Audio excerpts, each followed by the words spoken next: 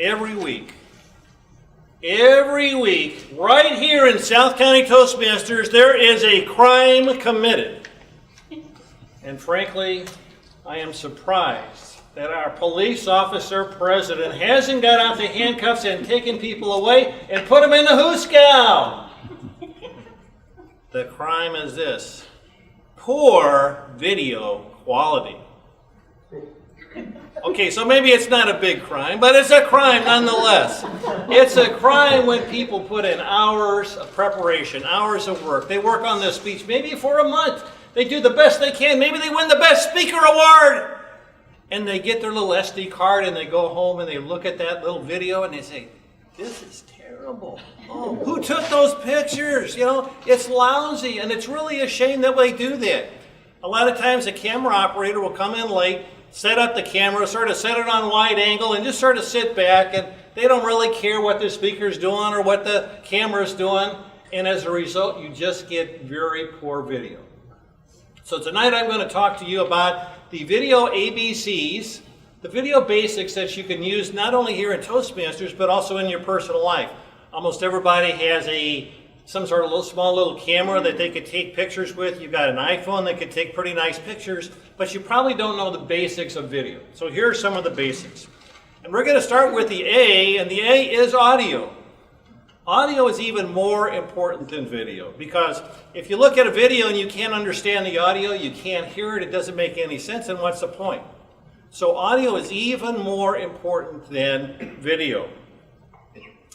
If you look at this little slide here, it sort of shows you that on this particular camera, and really for an inexpensive camera, this camera is pretty sophisticated, you have two settings. You have automatic, or you have manual. Well, normally you might say, well, I'll just set it on automatic and let her rip. I mean, who cares? But that's actually what you don't want to do. When you have it on automatic and it's quiet, you pick up all of this background noise and the audio really turns poor.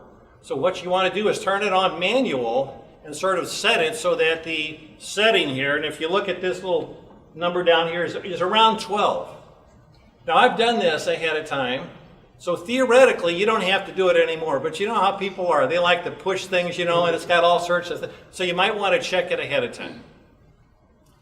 If you want the very best quality audio, you want to use these wireless microphones. And I initially had this on, but we started having a problem. So if you're having a problem, just ditch it, get rid of it. But the wireless mics, if you're going to use those, you need to check them out ahead of time. You've got batteries, you got to put those in. It's got an on-off switch you got to put on. If you want to do that, you probably want to wear a jacket. And because if you got a jacket, you can sort of hide the wires. So again, try to set that stuff all up ahead of time. And sometimes you just have technical problems like we did tonight. Also try to arrive early. If at all possible, you know, there are going to be problems. You know, the batteries might be charged. You might be looking for an electrical cord, but you want to get there early. Number one, to set up the camera. Make sure it's working correctly. Make sure you understand how to do it. And also to plug it into some electrical outlet. Howard was saying, well, we got batteries. Why don't you just use the batteries? Well, unfortunately, we don't use this camera very often at all. And so the batteries run down, and we really don't have an opportunity to charge them up. And even this battery only lasts about 38 minutes. So it's not going to last a whole long time. It's much better to start with electricity and stay with that if at all possible.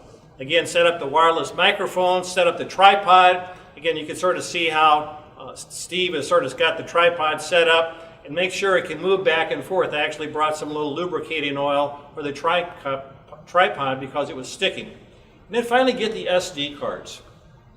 The thing about SD cards is they all look alike pretty much, and if you can, label the SD cards, take a little piece of paper and mark each one so you know which SD card belongs with which speaker, and then find out the speaking order. Theoretically, we could have 4 different SD cards, and it would be easy to get those mixed up.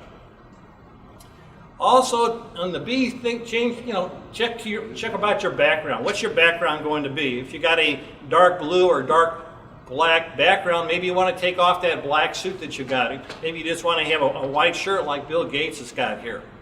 Or if you got this well-known speaker here, Don's looking very dapper in his sort of black outfit against this white background. If Don had like a background, he would have faded right into the background, and all you'd see was maybe his face and his hands. So check out your background ahead of time.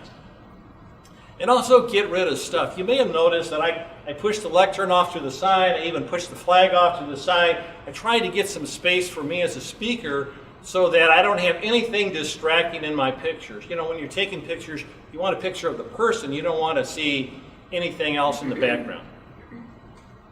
Now, there are 3 basic camera shots. And I know there's a lot more, but there's 3 basic ones. There's a wide angle where you're going to see everything. And if you did that, your subject, your speaker is going to be very small in the picture. There's a close-up, which again, if a person did move at all, that would be okay. But you know, speakers have a tendency to move right and left, and so you really don't want a close-up. What you really want is a nice medium shot. And again, I was telling Steve, sort of from the waist to a little bit above the head. That's what you want to try to do. Try to get that person centered and follow the speaker as they move back and forth. So that's the kind of shots you want to try to get. And closer is better. If you look at the picture here, I actually did this photo of a picture in my house, and you notice that at 30 feet the picture is sort of washed out. The color's gone, you're getting some pixelization, some of the color information is actually gone. So unless you've got a very expensive camera, you want to get as close as possible. Certainly you don't want to be right on top of the speaker, but you want to be within 10 feet if possible, especially when you have sort of lighting conditions that are not ideal. And then finally talk to the speaker. I was glad that Steve we were talking, and he said, well, how are you going to move around? Because that's what you want to know. Some speakers are going to stand right behind the lectern, and they're going to stand there the whole time. Some speakers are going to maybe move a little bit to the left and a little bit to the right, and you can sort of predict with the pattern which way they're going to go. Some people will actually go out into the audience, and maybe they're going to have some audience participation. So you as a camera operator, you need to know that ahead of time. Maybe you need to position the camera in a little different position if the speaker is going to do that. And then finally, study a little bit. We've got some information on our website under the camera category. We've got information about how to use the camera. We've got some video tips. In fact, all of this information I'm going to put on our website. So if you are not a techie, and I know there are people who are not really interested in technology, but I mean, if you're going to be a camera operator and you really don't know what you're doing, go ahead and look at the website, get that information out there. Adam did a nice little video on using the camera. And then finally, lighting. Lighting is very, very important. The better lighting you have, the better video you're going to have. And if you notice, we've got some pretty good lighting coming down here. If you're in a room, like if we're in a room upstairs, there are actually different switches. And you want to make sure that all the switches are on and that you have as much lighting as possible on your subject. Now, in conclusion, I don't want anybody here to go to prison. I don't want anybody to be sent to the Hooskow by Jerry. So please remember the ABCs of video, and if you do, you will have a terrific video.